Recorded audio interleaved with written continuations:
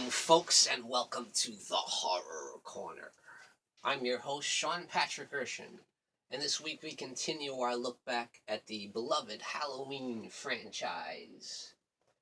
And as you might have seen in my reviews of the Halloween franchise, I spoke in depth about each entry, and this one, I feel it is my duty as a Halloween fan to actually rank the series from worst to best. The ones that I hate and the ones that I love. Now, let's get started, if you will. We're going to start from the absolute bottom of the barrel, and that is Halloween Resurrection. Pretty much universally despised by Halloween fans and just horror fans in general. Just a terrible film that's just a cash grab on the name of the Halloween franchise. It's just a cheap B movie, and it's just doesn't do any justice to the Halloween franchise, in my opinion. It's just kind of a disgrace, and it's kind of sad to see this kind of fall from grace. And that's pretty much all I can say about it. Is it's terrible. Now, next up is another film that I just don't care much for, and a lot of fans do like it, but I just couldn't get into it, and that is Rob Zombie's Halloween 2 from 2009. Now, I just feel like this entry just went too far off the rails of everything that makes Halloween great, especially the way they treated the Dr. Loomis character. I just can't forgive that, and that really bothers me. I can appreciate that Rob Zombie wanted to try a lot of different things, where this was his second outing. He felt like he didn't have to pay too much homage anymore to the original series. He just wanted to do something completely different. But I just felt like he just went too far with it. You know what I mean? I will say there are a couple things that I liked about it, and that was the opening scene, which did pay homage to the 1981 Halloween 2. But I just felt that scene was really scary, really well directed, and had very creepy. And I also liked Danielle Harris's performance. I felt she was much better in the second film than she was in the one from 2007. So that was nice to see. And I also felt that Scout Taylor Compton was a little bit better. She didn't annoy me as much. But I just didn't care for the film. Next one is one that I recently rewatched, and I definitely enjoyed it a lot better than when I originally saw it back when it came out in the theaters. I almost walked out because I hated it. But after seeing Halloween, The Curse of Michael Myers, the producer's cut, I definitely liked it a lot better. I think it's much more cohesive. It makes a lot more sense. Now, is it a great movie? No. There's still some terrible acting in it. But at least the story makes a lot more sense, and it does have some pretty cool kills. Unfortunately, what it lacks is this definitely not scary at all. But at least it makes a lot more sense when you watch the producer's cut. So if you're going to see the movie, this is the one you got to see. The recently released on Blu-ray. It's definitely a much better version of the movie. Next up, we have another entry that either some people love or some people hate, and that is Rob Zombie's remake from 2007 of Halloween. Now, for me, I'm on the fence about it. There's a lot of things I like about it and a lot of things I don't like about it. So I would just say, in closing, that it is pretty good. And that's as far as I'll go with it. Now, there's a lot of things I don't like, and that is especially the acting. I think is atrocious, and it's just straight B movie acting, which I don't care for. It's very campy, and it's very over the top with the gore at times, and the language is way over the top. Now, what I do like about it is I like how it goes into the backstory more of Michael Myers as a child, and how he killed his sister as a child, Judith. And I like how it gets more in depth into his time in the Smiths Grove Sanitarium. So those are the good points. And so the next entry is another one that is extremely divisive among fans. Some people think it's one of the best films in the series, and some people just think it's a travesty. It didn't include Michael Myers, and that is Halloween 3, The Season of the Witch.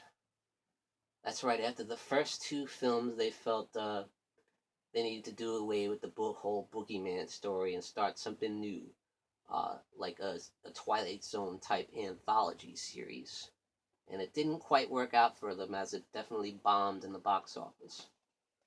Um, but if you take it on its own merits as a horror film on its own, it's actually pretty enjoyable, and I enjoy the performances in the film, and I enjoy the look and feel and sound of it as well.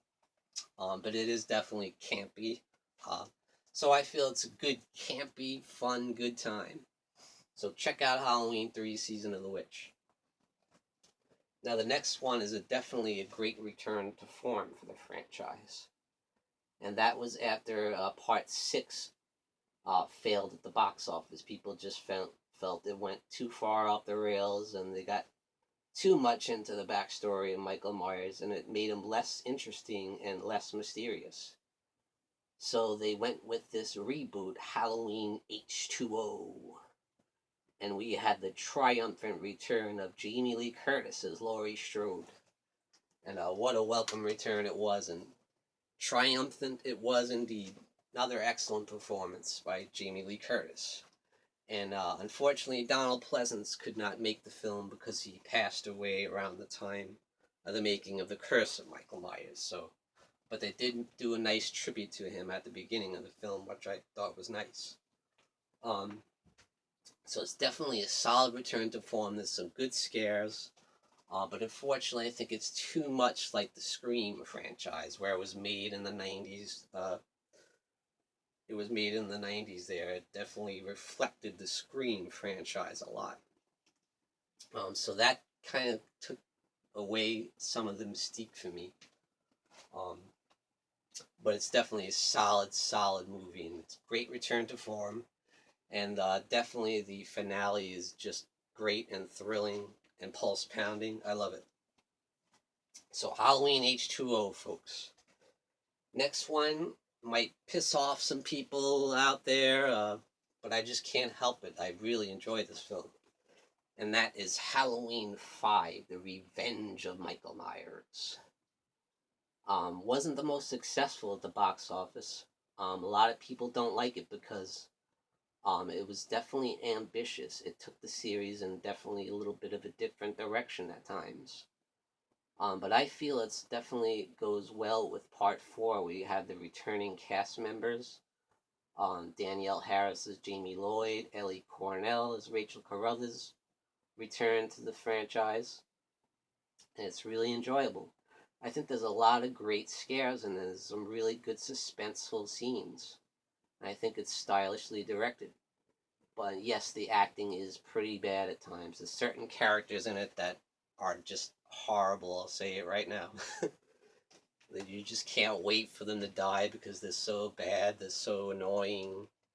Um, and a lot of people hate Tina, the character of Tina. She is pretty annoying, but I'll say at least she has personality. But a lot of people can't stand her. So Halloween 5, The Revenge of Michael Myers. Next one probably won't be much of a surprise to you folks, and that is Halloween 4, The Return of Michael Myers. After the Halloween 3, The Season of the Witch bombed at the box office, a lot of people were pissed off that Michael wasn't in it. They felt the need to go back to the Shape storyline, and they did so in great fashion in Halloween 4, The Return of Michael Myers. So it's great to see the Shape back. It wasn't as scary as I'd hoped. It's kind of formulaic in a lot of ways sometimes, but it's definitely a solid entry, and there's some great kills, and what does elevate it very much so are the performances of Donald Pleasance. The great Donald Pleasance as Dr. Loomis once again has an excellent performance, and what we do get is a great welcome addition to the franchise, and that is Danielle Harris as Jamie Lloyd, the niece of the Shape Michael Myers. So that was a very welcome addition to the franchise, and I felt really solidified this entry. Now, here we get to the nitty gritty, folks, the top two of the Halloween franchise.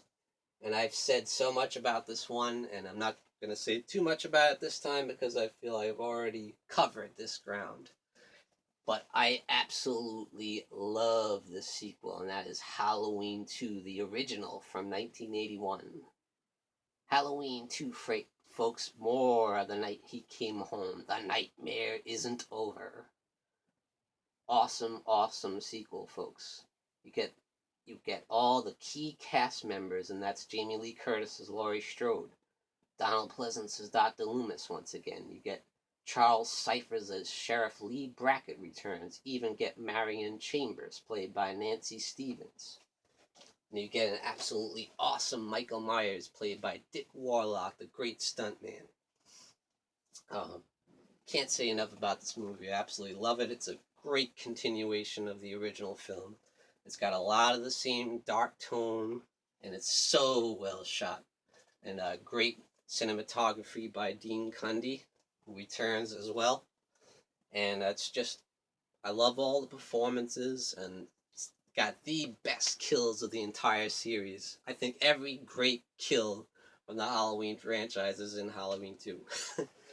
It's awesome. It's just so awesome. I love it. And of course, the number one entry in the Halloween franchise, it's a no-brainer, folks. Of course, it's the original classic from 1978, Halloween, directed by John Carpenter, the great John Carpenter, and produced by Deborah Hill, and starring Jamie Lee Curtis as the great Laurie Strode, the ultimate final girl. The girl next door, the girl that you love and you don't want anything to happen to her. She's so likable, and what a great performance.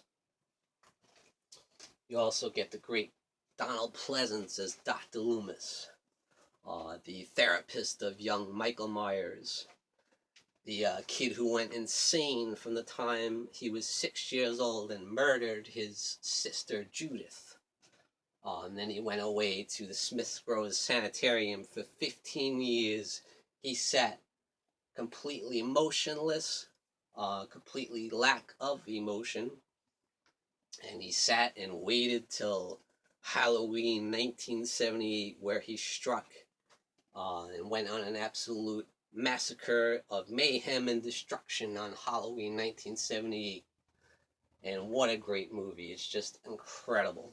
So well directed, so well shot. It's got such a great dark tone. And even when it's light out, it's got a great Halloween atmosphere. You see the leaves falling. It's so bright and beautiful out. But then when night comes, all hell breaks loose. And once Michael Myers returns to Haddonfield, the nightmare begins. So Halloween 1978, folks. Greatest horror film of all time, in my opinion. And certainly the best entry in the Halloween franchise. So thank you for joining me, folks, in the Horror Corner. I'm your host, Sean Patrick Erschen. Tune in and stay scared.